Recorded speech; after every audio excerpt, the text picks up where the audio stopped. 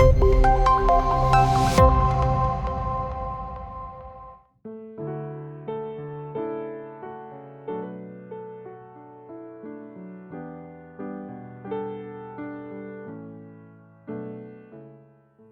I'm Father David, and today we're going to look at some different images and statues of St. Anthony of Padua, all from different times and different places.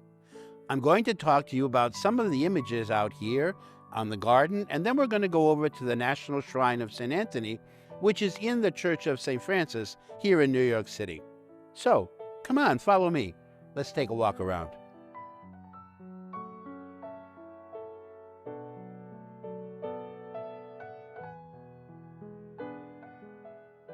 This beautiful white statue here, done in granite, is outside the Friar's Garden, and it's a very 1960s image of St. Anthony.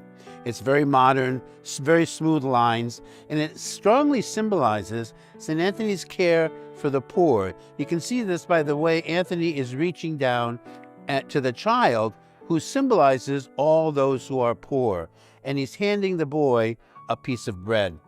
So this is again what we spoke about before, St. Anthony's Bread for the Poor, a charity of the Franciscans that supplies the poor with food. So this beautiful statue, I think, really epitomizes St. Anthony's great love for the poor and the desperate.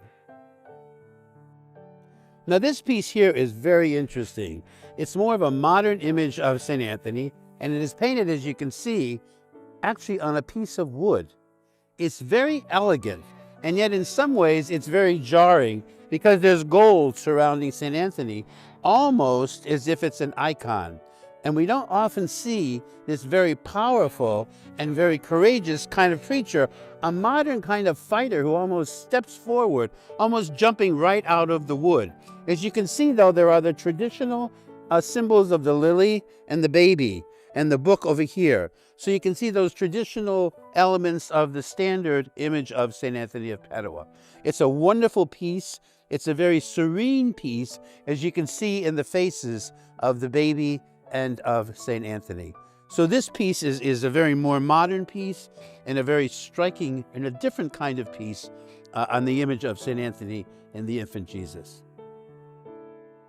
This image that we're looking at right now is from the 1930s, and it was done by Richard Chambers, who was an artist who did a lot of work on St. Anthony, especially for St. Anthony's Guild. This one is also very tender and soft in its portrayal of Jesus reaching up to St. Anthony and stroking his cheek. There's also a lot of powerful movement in this painting, as you can see Anthony almost like hugging Jesus so close to him.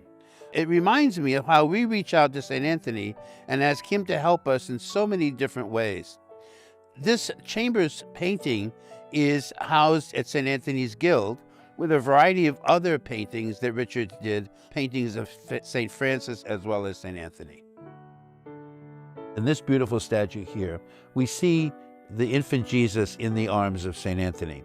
And the infant Jesus here is tenderly touching the cheek of St. Anthony. This is my favorite statue of the saint. I think it really shows the tenderness of Jesus Christ and also the gentleness of St. Anthony. This piece here is a beautiful replica of a painting that is in the city of Cusco in Peru. And you can see that there are different things that bring about the memories of the indigenous people of Peru, such as all the flowers that are on the robe of St. Anthony.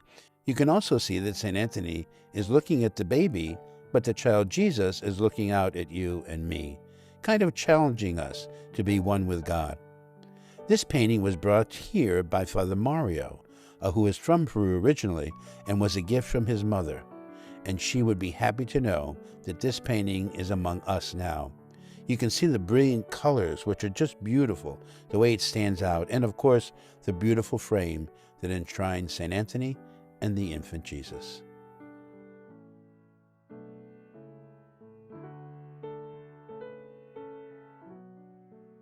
Welcome to the National Shrine of St. Anthony here in the center of New York City. We are housed within the Church of St. Francis. This statue here is the main statue of St. Anthony here at the National Shrine. And it's a life-size, beautiful statue. It's very, very old. and you can feel the strength of St. Anthony and the love of the child Jesus in his arms.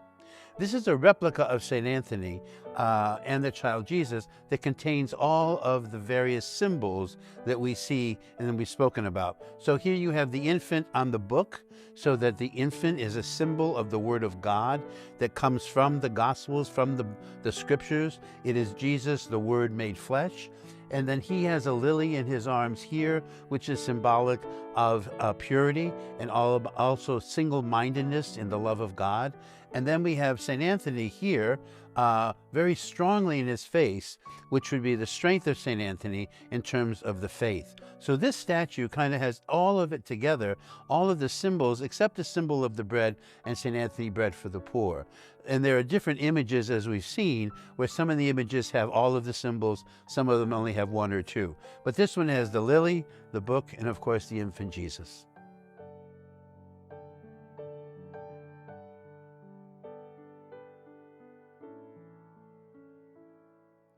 We're here on the other side of the shrine of St. Anthony that is housed in the Church of St. Francis. I'm here now in front of a replica of St. Anthony after death laid out in the tomb. And as you know, St. Anthony's tomb was opened decades later. We'll always hear more about those kinds of things. But there are different images, such as this one in repose of death, or other images which he's very much alive, and they're all symbolic. It's important to look at different images of St. Anthony because each one is trying to show us a different characteristic, strength, or value that we take into our lives from this particular image of the saint. My friends, remember, these images only lead us deeper into the life of St. Anthony so that our lives can be more like his and his great love of God.